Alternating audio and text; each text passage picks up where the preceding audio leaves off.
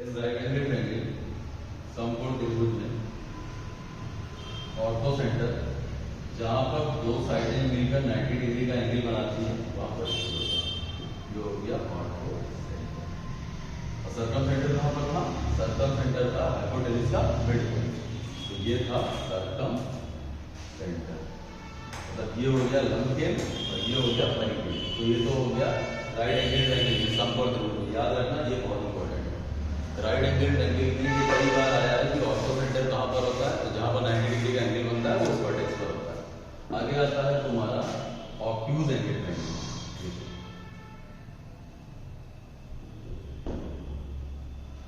ये हो गया obtuse angle triangle A B सी।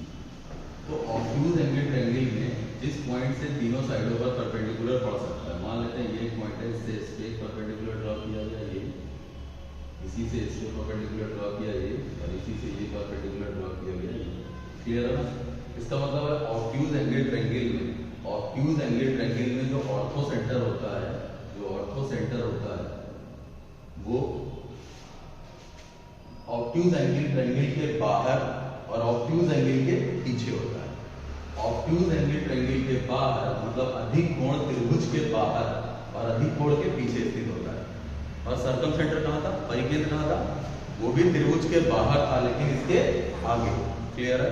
चलो ये हो गया, ये सब खत्म हो गया। सेंट्रॉइड सारे अंदर होते हैं, सेंट्रॉइड इन सेंटर सब में अंदर होते हैं। सिर्फ सर्कम सेंटर और ऑर्थो सेंटर में राइट एंगल ट्रायंगल और ऑब्ट्यूज एंगल ट्रायंगल एक देखना है भाई। इसमें ऑर्थो सेंटर यहाँ होता है, सर्कम सेंटर यहाँ होता है राइट एंगल ट्रायंगल। और ऑब्ट्यूज एंगल ट्रायंगल में ऑर्थो सेंटर ट्रायंगल के बाहर और ऑब्ट्यूज एंगल के पीछे, और सर्कम सेंटर कहाँ होता है? वो भी ट्रायंगल के बाहर होता है, वो यहाँ होता है। ठीक है ना? सर्कम सेंटर यहाँ होता है ट्रायंगल के बाहर और ऑब्ट्यूज एंगल के सामने। ठीक है? चल अभी बहुत सी कंडीशन है लेकिन हम सब कुछ पढ़ाने के बाद से बहुत सी प्रॉब्लम बनेंगी, उनको देखे जाएगा। ठीक है ना? सब कुछ पढ़ाने के बाद सारे सेंटर खत्म हो गए, जितने भी थे चारों सेंटर वो खत्म हो चुके। क्लियर है? अब हम सबसे पहले डालते हैं कौन सा ट्रायंगल? सबसे आसान इक्विलैटरल ट्रायंगल, जो बहुत इंपॉर्टेंट है। ठीक है ना? सबसे पहले डालते हैं इक्विलैटरल ट्रायंगल और इसकी कंडीशन थी इक्विलैटरल ट्रायंगल मतलब समबाहु त्रिभुज। समबाहु त्रिभुज जैसा नाम है वैसे कुछ नहीं, जैसे ऐसा ट्रायंगल जिसकी तीनों साइडें इक्वल होती हैं उसे समबाहु त्रिभुज बोलते हैं। ऐसा ट्रायंगल जिसकी तीनों साइडें और तीनों एंगल इक्वल होते हैं उसे समबाहु त्रिभुज बोलते हैं। ठीक है ना? ऐसा त्रिभुज जिसके तीनों साइडें और तीनों एंगल इक्वल होते हैं उसे समबाहु त्रिभुज बोलते हैं। समझ में आया? अगर मान लो एक चीज और याद रखना कि समबाहु त्रिभुज में या इक्विलैटरल ट्रायंगल में सारे पॉइंट एक ही सेंटर पर स्थित होते हैं, मतलब एक ही बिंदु पर सारे पॉइंट होते हैं। यही जो सेंटर है यही तुम्हारा इन सेंटर भी है, यही तुम्हारा सेंट्रॉइड भी है, यही तुम्हारा सर्कम सेंटर भी है और यही तुम्हारा ऑर्थो सेंटर भी है। तो किसी भी समबाहु त्रिभुज में सभी केंद्र एक ही बिंदु पर स्थित होते हैं। समझ में आया? किसी भी समबाहु त्रिभुज में सभी केंद्र एक ही बिंदु पर स्थित होते हैं। अब एक बात बताओ, अगर यहीं पर सब है इसका मतलब सारी लाइनों के कटान बिंदु यही होंगे। सारी लाइनों में कौन कौन सा? Angle bisector, perpendicular, perpendicular bisector. ये सब जो होंगे वो यहीं पर मीट करेंगे, यहीं पर मीट करेंगे, यहीं पर मीट करेंगे इस पॉइंट पर। तो इसका मतलब ये जो लाइन AD है, ये लाइन AD तुम्हारी मीडियन भी हो जाएगी, ये लाइन AD तुम्हारी मीडियन भी हो गई, ये लाइन AD तुम्हारी परपेंडिकुलर भी हो गई, और ये लाइन AD तुम्हारी परपेंडिकुलर बाइसेक्टर भी हो गई, और ये लाइन AD तुम्हारी एंगल बाइसेक्टर भी हो गई। समझ में आया? सबसे बड़ी बात है समबाहु त्रिभुज। समबाहु त्रिभुज में तीनों साइडें इक्वल, तीनों एंगल इक्वल। क्लियर? उसके बाद समबाहु त्रिभुज में या इक्विलैटरल ट्रायंगल में सारे सेंटर एक ही पॉइंट पर स्थित होते हैं, सारे सेंटर एक ही पॉइंट पर स्थित होते हैं। क्लियर? इसका मतलब है कि ये जो तीनों लाइनें होंगी जो वही एंगल बाइसेक्टर भी होंगी, वो परपेंडिकुलर बाइसेक्टर भी होंगी, वो मीडियन भी होंगी, वो सब कुछ होगी, वो परपेंडिकुलर भी होंगी। पहले पढ़ा? ठीक है, आगे नेक्स्ट देखो, इसमें कई कंडीशन है। तो इसका मतलब हम ये कह सकते हैं जैसे ये इक्विलैटरल ट्रायंगल हमने बना दिया, ये लाइन और ये लाइन, ये तीन, इसको सेंटर मानकर अगर हम सर्किल बनाएंगे तो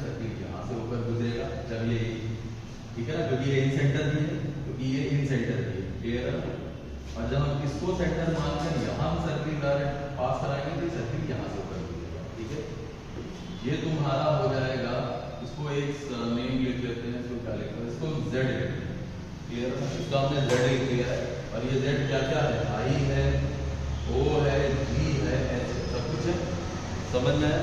तो एक बात बताओ, अगर ये तुम्हारा इक्विलेटरल ट्रायंगल है, अब ध्यान से देखना, अगर ये तुम्हारा इक्विलेटरल ट्रायंगल है तो इसकी सारी साइडें इक्वल होगी, सारी साइडें इसके इक्वल होगी और सारी साइडों को मान लेना है a।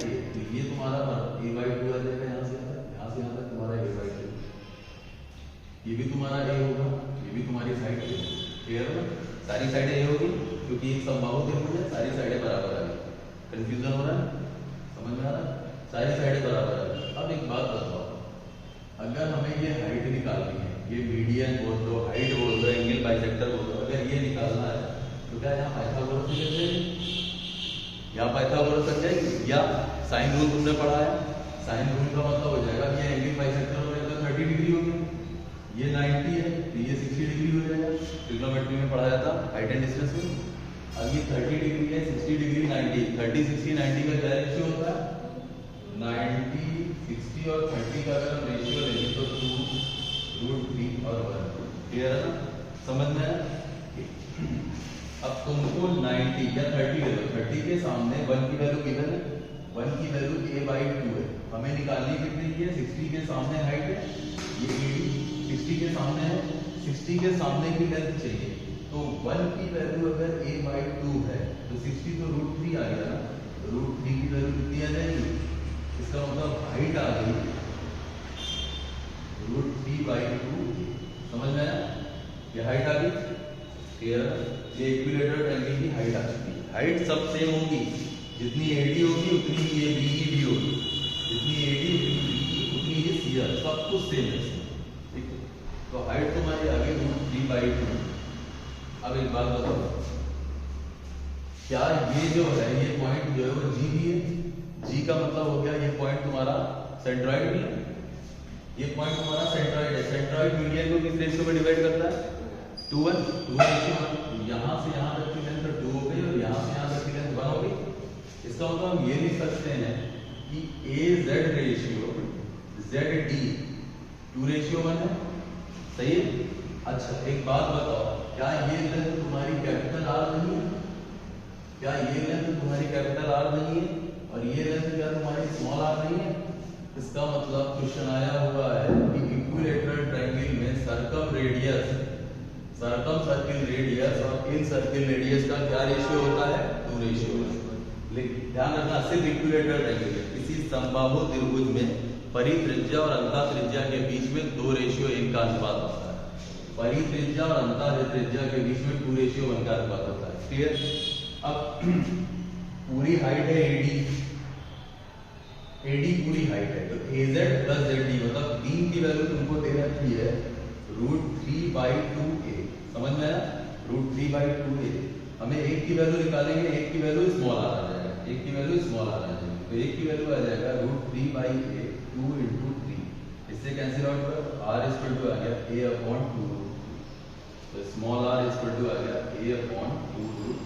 ठीक है, यहाँ से कैपिटल R निकालना है, कैपिटल R का मतलब 2 की वैल्यू 1 की ये आ गई, तो 2 की वैल्यू तुम्हारी आ जाएगी 2 से मल्टीप्लाई करा दो, 2a/2√3, ये कैंसिल आउट हो गया तो a/√3 आ गया। यहाँ से कैपिटल R कितना आ गया, a/√3। ठीक है, यहाँ तक समझ में आया।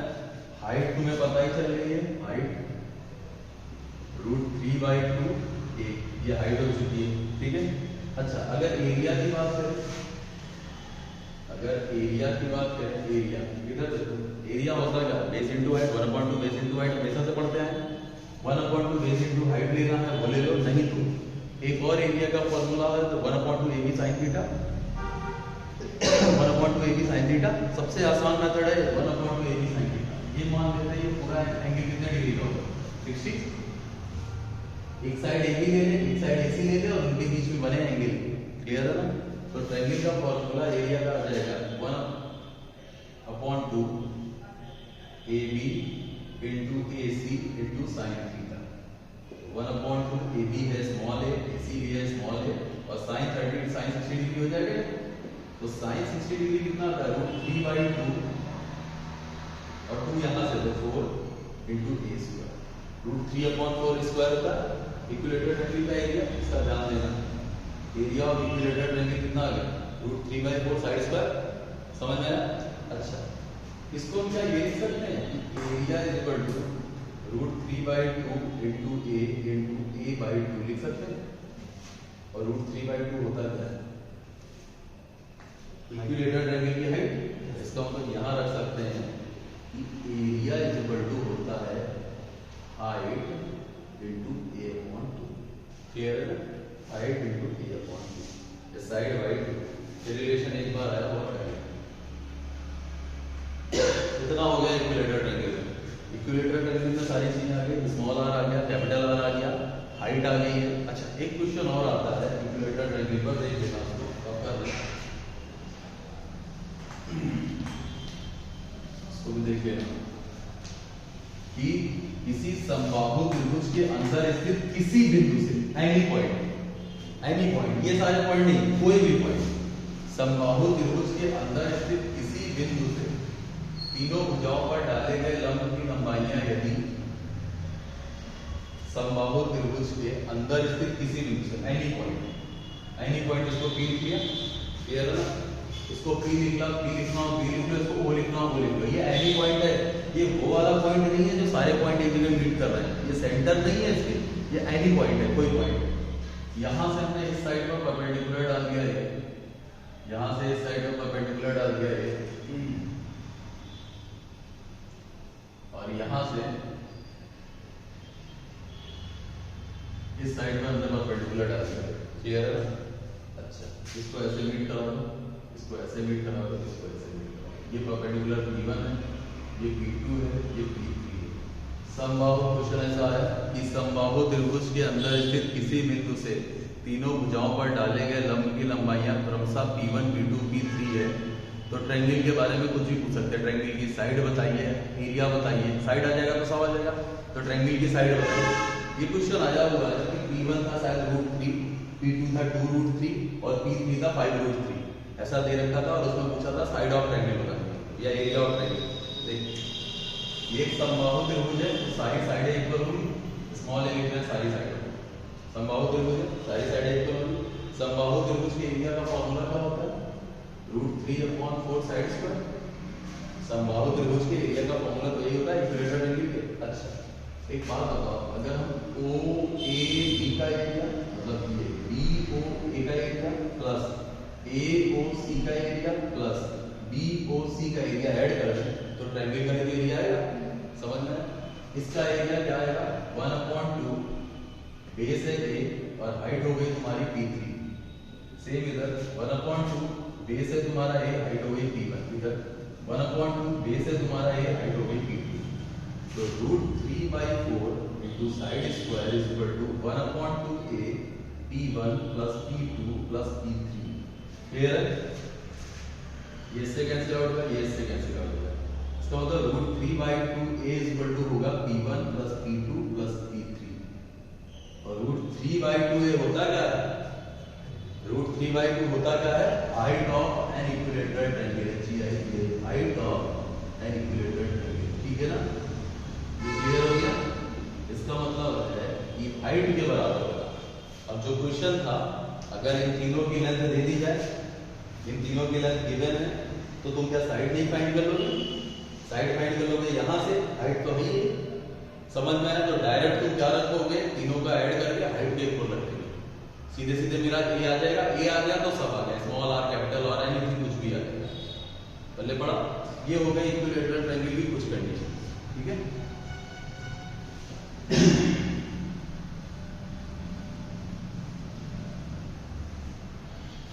आइसोसेलेस ट्रायंगल देखो, समद्विबाहु त्रिभुज, ये इक्विलेटरल हो गया। अब समद्विबाहु त्रिभुज देखो, समद्विबाहु त्रिभुज का मतलब है कि इसमें दो साइडें इक्वल और दो एंगल। ठीक है? आइसोसेलेस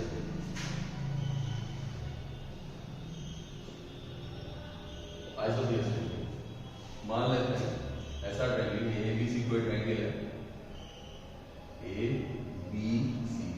कोई ट्रायंगल है जो कि एक आइसोसेलेस ट्रायंगल है। आइसोसेलेस का मतलब AB equal to AC, AB equal to AC। अगर AB और AC इक्वल है तो इनके अपोजिट एंगल भी इक्वल होंगे।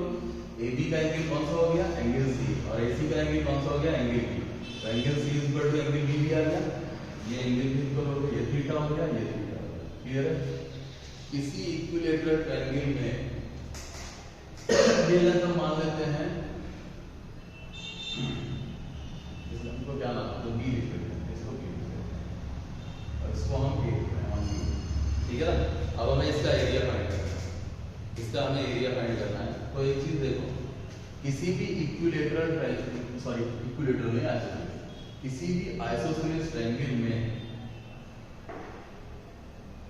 अगर हम वर्टेक्स से नॉन इक्वल साइड पर perpendicular draw, perpendicular median draw करते हैं, तो ये जो मीडियन है, इट मींस ये जो लाइन AD है, ये सब कुछ होगी। अगर हम मीडियन ड्रॉ करते हैं तो ये लाइन AD सब कुछ होगी। ये अभी कॉन्ग्रुएंसी में आगे पढ़ाएंगे, लेकिन यहाँ पर हम बता देंगे, देखो कैसे। जैसे ये मीडियन तुमने ड्रॉ कर दिया, मीडियन तो ये लेंथ और ये लेंथ इक्वल हो गई, और ये आइसोसेलेस ट्रायंगल है तो ये थीटा और ये थीटा हो गया। सही है ना? ये थीटा भी हो सकता है, ये भी कह सकते हो, और दूसरा ये साइड क्या है, साइड इक्वल नहीं, और ये साइड कॉमन। इस ट्रायंगल में ये साइड, ये साइड, ये साइड, और इस ट्रायंगल में ये तीनों साइड आपस में इक्वल हो गई। इसकी तीनों साइड, इसकी तीनों साइड हो गई इक्वल हो गई। ये दोनों ट्रायंगल आपस में कैसे हो गए? कॉन्ग्रुएंट हो गए। समझ में आ रहा है? ठीक है? एक साइड ये इसके इक्वल है क्योंकि आइसोसेलेस है। यहाँ से तुमने मीडियन डाला है तो ये लेंथ इस लेंथ में इक्वल हो गई, और ये साइड तो दोनों में कॉमन है, इंटीरियर भी और इंटीरियर भी। इसका मतलब है कि triangle ABD is congruent to triangle ADC। ठीक है ना? अब ये कॉन्ग्रुएंट होने का मतलब है all sides and all angles are equal. मतलब ये हो गया, इसके सारे एंगल और सारी साइडें आपस में बराबर हो जाएंगी। ठीक है? सारे एंगल का मतलब हो जाएगा ये एंगल इस एंगल के बराबर, तो ये एंगल बाइसेक्टर हो गया। ये मीडियन है, ये मीडियन तुम्हारा है ये, ठीक है?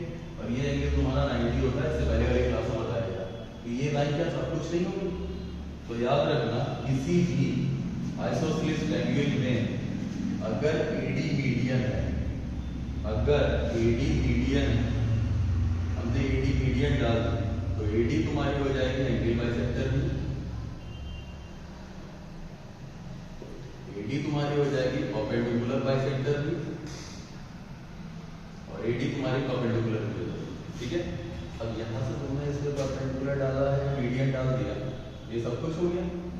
इसका मतलब ये A/2 लेंथ हो गई और ये भी लेंथ A/2 हो गई। सही है? ये लेंथ A/2 हो गई, ये लेंथ A/2 हो गई। अगर तुम्हें ट्रायंगल का एरिया निकालना है, अगर तुम्हें ट्रायंगल का एरिया निकालना है तो तुम्हें ये AD पता होना चाहिए। AD पाइथागोरस से आ जाएगा। कैसे आ जाएगा? AD equals to this square B square minus A square by 4 root. सही है? इसको जब तुम सॉल्व करोगे तो आ जाएगा 4B square 1/2 4B square minus A square. 1/2 कैसे आया? 4B square minus A square, और रूट से 4 में से 2 बाहर आ जाएगा। ठीक है? आया? नहीं, रूट में से 2 बाहर आ गया, तो ये तुम्हारी हाइट आ गई, AD आ गया। और एरिया होता क्या है? 1/2 बेस इंटू हाइट। 1/2 बेस कितना है? एक A है, और हाइट तुम्हारी कितनी आई है? 1/2 under root 4B minus A square. ये आ जाएगा A/4 under root 4B square minus A square. Clear है?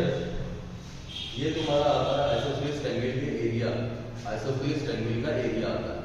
फॉर्मूला को नहीं ध्यान रखिएगा, सबको ही सॉल्व करना है। हम एक क्वेश्चन दिखा रहे हैं, आसान है। जैसे ये एक आइसोसेलेस ट्रायंगल में देखो, ABCD, ये तुम्हें एक आइसोसेलेस ट्रायंगल दे दिया, समझ में आ रहा है?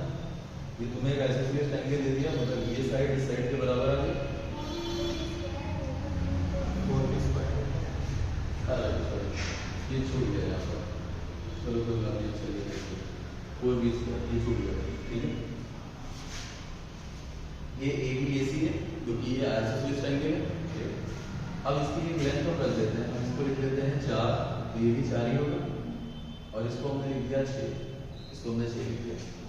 यहाँ से हमने इसको परपेंडिकुलर ड्रॉ किया, मीडियन ड्रॉ किया, इसके हमने यहाँ मीडियन ड्रॉ किया, तो मीडियन इसको 2 इक्वल पार्ट्स में डिवाइड कर देना, 2 इक्वल पार्ट्स में डिवाइड किया तो 6 का 3 और 3 नहीं हो गया, और ये 90 डिग्री भी हो गया। अब हमें इस ट्रायंगल का एरिया निकालना है, तुम्हें पता है 1/2, बेस तुम्हारा 6 है, बस तुम्हें हाइट चाहिए। हाइट कैसे आ जाएगी? पाइथागोरस से, इसका स्क्वायर 16, इसका स्क्वायर 9, 16 माइनस 9 कितना आ जाएगा? 7, √7 आ जाएगा। 16 इसका स्क्वायर कितना आ जाएगा? 9, 16 माइनस 9 कितना आता है? 7 आता है, √7 आ गया। इसका मतलब ये एरिया आ गया 3√7 एरिया। क्लियर है? फॉर्मूले की कोई जरूरत नहीं, डायरेक्ट परपेंडिकुलर डालना, ओ सॉरी डायरेक्ट मीडियन डालना, क्योंकि मीडियन सब कुछ है। आइसोसेलेस ट्रायंगल के लिए मीडियन सब कुछ है, कहीं कंफ्यूजन है तुमको? ये साइड कैसे है? ये 3 4 5, अगर ये 5 होगा तो सबसे बड़ी साइड अगर 5 होगी तो ये ना, सबसे बड़ी साइड अगर 5 होगी तो सबसे बड़ी साइड तो 4 है ना। चलो ठीक है, ये आइसोसेलेस ट्रायंगल हो गया। अब बचा क्या है? हमारी कॉन्ग्रुएंसी और सिमिलरिटी। अभी बहुत कुछ है, जहाँ कॉन्ग्रुएंसी और सिमिलरिटी खत्म हुई तो सब प्रूविंग जितनी भी करनी होगी सब हो जाएगी, क्योंकि राइट एंगल ट्रायंगल मैंने इसीलिए नहीं कराया। राइट एंगल ट्रायंगल में क्या है? राइट एंगल ट्रायंगल में सिमिलरिटी की कई कंडीशंस बनती है, तो पहले तो हमें सिमिलरिटी आनी चाहिए, उससे पहले कॉन्ग्रुएंसी आनी चाहिए। ठीक है, थोड़ा सा कॉन्ग्रुएंसी के ऊपर बता रहे हैं, और सिर्फ आइसोसेलेस ट्रायंगल में ही पूरा पढ़ा देंगे कॉन्ग्रुएंसी, सिर्फ एक ट्रायंगल में पूरा हो जाएगा। चलो देखो अब कर लें।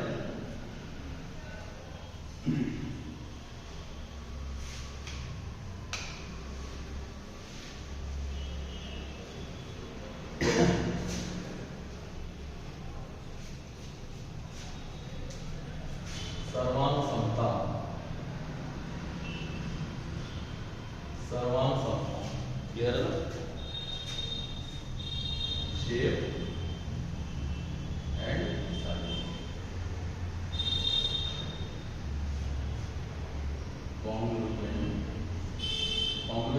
कॉन्ग्रुएंसी, ठीक है ना?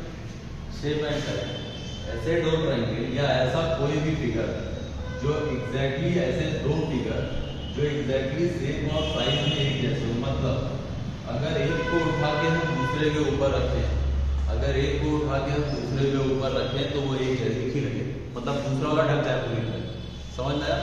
तो ऐसे दो फिगर जिनका शेप और साइज दोनों इक्वल होता है, सिमिलरिटी में शेप इक्वल होता है, कॉन्ग्रुएंसी में शेप और साइज इक्वल होता है, समझ में आया? इसीलिए कहा जाता है कि सारे सिमिलर, सारे कॉन्ग्रुएंट ट्रायंगल्स आर सिमिलर, क्योंकि इसमें शेप और साइज दोनों आ गया, बट सारे similar triangles are not congruent, angle से गलत हो जाता है। इधर देखो, तो जिसमें शेप और साइज एक जैसा, तुम्हें कुछ नहीं समझना, तुम्हें इतना समझना है तो उठा करके इसके ऊपर रख दो, दोनों गायब हो, एक गायब हो जाना चाहिए, मतलब दोनों एक लगने चाहिए, ठीक है ना? तो ऐसे तो ट्रायंगल तुम्हारे क्या कहलाएंगे? सर्वांग समता। लेकिन तुम पेपर से निकाल के चेक नहीं करने लोगे, काट काट के रखोगे, ठीक है ना? तुम क्या करोगे कि पेपर से निकाल के काटा और दूसरे को चेक, ऐसा कुछ नहीं। उसके लिए तुम्हें कुछ प्रॉपर्टीज होगी, उसके लिए तुम्हारे पास कुछ कंडीशन होगी कि कॉन्ग्रुएंसी चेक करनी है कि नहीं, समझ में आया? सबसे पहले हम क्या करेंगे, हमें एक ट्रायंगल दिए होंगे, दो ट्रायंगल दिए होंगे, उनकी अलग अलग साइडें दी होंगी, हम कुछ कंडीशन है हमारी, उनसे हम चेक कर लेंगे क्या ये कॉन्ग्रुएंट है। अगर कॉन्ग्रुएंट हो गए तो 6 की 6 कंडीशन इक्वल, मतलब all sides and all angles are equal, मतलब इसके 3 एंगल और 3 साइडें, उसकी 3 एंगल और 3 साइडें पूरी तरह बराबर हो जाएंगी, ठीक है? लेकिन पहले चेक तो करो कि कॉन्ग्रुएंट है कि नहीं। तो सबसे पहली कंडीशन जो होती है कि दो ट्रायंगल में कॉन्ग्रुएंसी चेक करने की, दो ट्रायंगल में कॉन्ग्रुएंसी चेक करने की सबसे पहली कंडीशन होती है, वो होती है साइड साइड साइड, सही है ना? साइड साइड साइड, मतलब इसकी तीनों साइडें इसकी तीनों साइडों के बराबर हो जाए, समझ में आया? मतलब क्या है? AB is equal to PQ, BC is equal to QR, ठीक है, और AC is equal to PR, समझ में आया? देखो इसकी तीनों साइडें इसके तीनों साइडों के बराबर हो गए, तो ये ट्रायंगल कैसे हो गए? कॉन्ग्रुएंट हो गए, समझ में आया? अब कॉन्ग्रुएंट होने का मतलब इनके ऊपर ऐसे ही साइन कॉन्ग्रुएंट हो गए। अब एक बड़ी बात हो गई, अगर दोनों ट्रायंगल कॉन्ग्रुएंट हो गए तो इनकी सारी चीजें बराबर हो जाएंगी, सारे एंगल सारी साइडें, लेकिन एक वर्ड आता है इसमें corresponding angles and corresponding sides are equal. अब करस्पॉन्डिंग का मतलब क्या होता है समझना। करस्पॉन्डिंग का मतलब संगत भुजाएं और संगत कोण बराबर हो जाएंगे। समझो जैसे संगत का क्या मतलब है, जैसे ये BC है, BC QR के बराबर है, तो BC के सामने वाला जो एंगल A है और एंगल जो P है ये आपस में संगत कोण है। बराबर भुजाओं के सम्मुख कोण आपस में संगत होते हैं और बराबर कोणों के सम्मुख भुजाएं आपस में संगत होती है। मतलब समझो जैसे ये AB साइड है और एक साइड PQ है, तो साइड AB का एंगल कौन सा है, एंगल C। तो एंगल C और एंगल R आपस में करस्पॉन्डिंग एंगल है। समझ में आया? तो अगर तीनों साइडें इक्वल हो गई तो इसका मतलब इनके करस्पॉन्डिंग एंगल भी इक्वल हो जाएंगे। करस्पॉन्डिंग एंगल का मतलब एंगल B के साइड एंगल AB का साइड AB का एंगल कौन सा है, एंगल C, और PQ का एंगल कौन सा है, एंगल R, ये इक्वल हो गए करस्पॉन्डिंग। समझना इस बात को, संगत बहुत इंपॉर्टेंट है। बराबर कोण के सामने वाली भुजा संगत भुजा कहलाती है। बराबर कोण दो देखे तुमने, उनकी जो सामने की भुजाएं आएंगी वो संगत भुजाएं, और बराबर भुजाओं के सामने के कोण संगत कोण कहलाते हैं। ठीक है। अब एंगल C एंगल R हो गया, angle A is equal to BC गया ना, angle A is equal to angle P हो गया, और angle B is equal to angle Q। समझ में आया? सारी चीजें इक्वल हो चुकी हैं। तो पहली तो थ्योरम ये थी कि तुमने साइड एंगल साइड दूसरा आता है तुम्हारा साइड एंगल साइड। ये बहुत इंपॉर्टेंट है। साइड एंगल साइड का मतलब है किसी एक ट्रायंगल की दो भुजाएं और उनके बीच में बनने वाला कोण, जैसे ये 10 सेंटीमीटर क्लियर है, ये 15 क्लियर है और ये थीटा है, क्लियर। तो वैसे ही किसी दूसरे ट्रायंगल में दो भुजाएं, ये 15 है, ये 10 है, उनके बीच बनने वाला कोण, अगर ये दोनों बराबर हो गए, यहाँ पर देखो ये 10 है, यहाँ पर ये 10 हो गई साइड, अरे कुछ भी रख सकते थे, इधर लोग अच्छा चलेगा PQR, ये साइड 10 हो गई, इधर ये साइड 10 हो गई, ये साइड 15 इधर हो गई, ये साइड 15, इनके बीच में एंगल थीटा, इनके बीच में एंगल थीटा।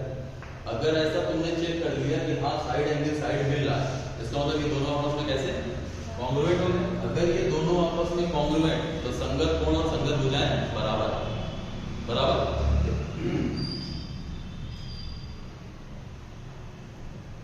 AB है, AB 10 है, AB के सामने कौन है, यहाँ पर PQ है, ये भी PQ के बराबर है, तो AB का एंगल कौन है, एंगल C है, और PQ का एंगल कौन है, एंगल R है। बराबर हो गया। ठीक है, नेक्स्ट यहाँ पर 15 कौन सी है, AC है, यहाँ पर कौन सी हो जाएगी, RQ। अब AC का कोण कौन सा है, एंगल P, तो RQ का कोण कौन सा है, एंगल P, ये आपस में संगत कोण। लास्ट में एंगल बचा, एंगल की साइड कौन सी है भाई, angle A is equal to angle Q है, तो इसकी साइड कौन सी है, BC, और यहाँ पर Q की साइड कौन सी है, देखो 6 चीजें बराबर हो गई, 2 तो 4 कुछ क्लियर है। समझ में आया? तो ये दो कंडीशन तुमने चेक कर ली। तीसरी देखना,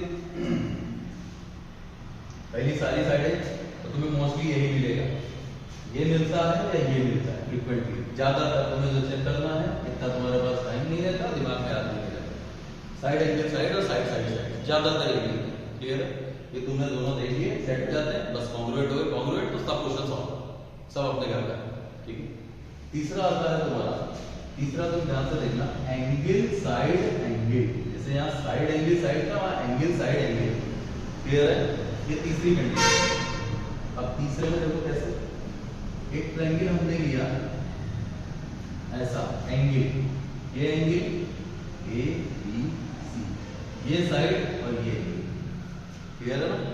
दो साइडों से लगने वाली, दो एंगल से लगने वाली भुजा, दोनों कोणों से लगने वाली भुजा, और ये एंगल, अब इसमें इसके बराबर आ जाए, मान लो इधर ऐसे ट्रायंगल बन जाए, ये एंगल, ये PQR लिख लो, ये एंगल और ये साइड इसके बराबर आ जाए, ये एंगल थीटा लिख लो, यहाँ पर ये थीटा हो जाए, ये एंगल फाई हो जाए, ये एंगल फाई, क्या कॉन्ग्रुएंट नहीं हो गए, सेट हो गया, कॉन्ग्रुएंट हो गया।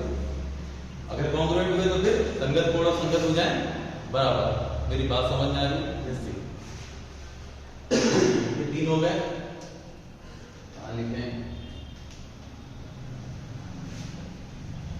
चौथा ऊपर देखो, या रब कर दे रहे हैं।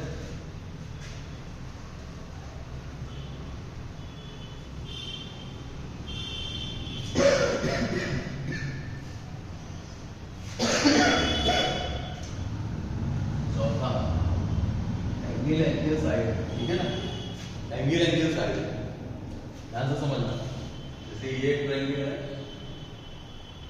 ए बी, एक ये दूसरा ट्रायंगल है पी क्यू आर। एक चीज और, हम ट्रायंगल और ज्योमेट्री पूरी पढ़ाई। पूरी का मतलब है जितना भी स्टार्टिंग से लेकर सब कुछ है और सबका वीडियो भी रहेगा, तो यहाँ भी कर वीडियो भी देखो, सब कुछ है और इसके क्वेश्चन भी रहेंगे जितने भी। A B C P Q R. अब एंगल साइड मतलब इसका मतलब ये है कि कोई भी दो एंगल और कोई साइड, भाई ये दोनों एंगल हो गए तो कोई भी साइड, चाहे ये साइड है चाहे ये साइड है, समझ में आया? कोई भी साइड, ये साइड हम ले चुके हैं भाई, वो तो हो जाएगा एंगल साइड एंगल में। अब ये दोनों हो गए जिसकी करस्पॉन्डिंग कोई भी साइड, ये इसके थीटा के सामने वाली साइड है, मान लेते हैं थीटा ये थीटा हो गया, ये साइड बराबर होनी चाहिए और इसको हम क्यू लिखते हैं, फाई लिखते हैं, ठीक है ना? समझ में आया? दो एंगल और कोई भी साइड, बस इस साइड को छोड़ देते हैं, दो एंगल और रिमेनिंग कोई भी दो साइड। यहाँ पर देखो दो एंगल और कोई भी साइड, ये भी थीटा के सामने यहाँ इक्वल है, यहाँ भी थीटा के सामने इक्वल है। अगर ऐसा हो गया तो ट्रायंगल कैसा आ गया? सर्वांगसम हो गया, सारे एंगल बराबर। तो छह कंडीशन फॉलो करेंगे, संगत कोण और संगत भुजाएं बराबर हो जाएंगे। आखिरी में आता है आरएचएस, बकवास बहुत रेयर है, तुम्हें साफ साफ दीजिए। आरएचएस का मतलब हो जाता है 90 डिग्री। जैसे एंगल साइड था, ये एंगल साइड, इसी को ये जैसे यहाँ एंगल साइड है तो एक साइड एंगल ले सकते हैं, तो इन्होंने आरएचएस बोल दिया क्योंकि ये समकोण त्रिभुज के लिए।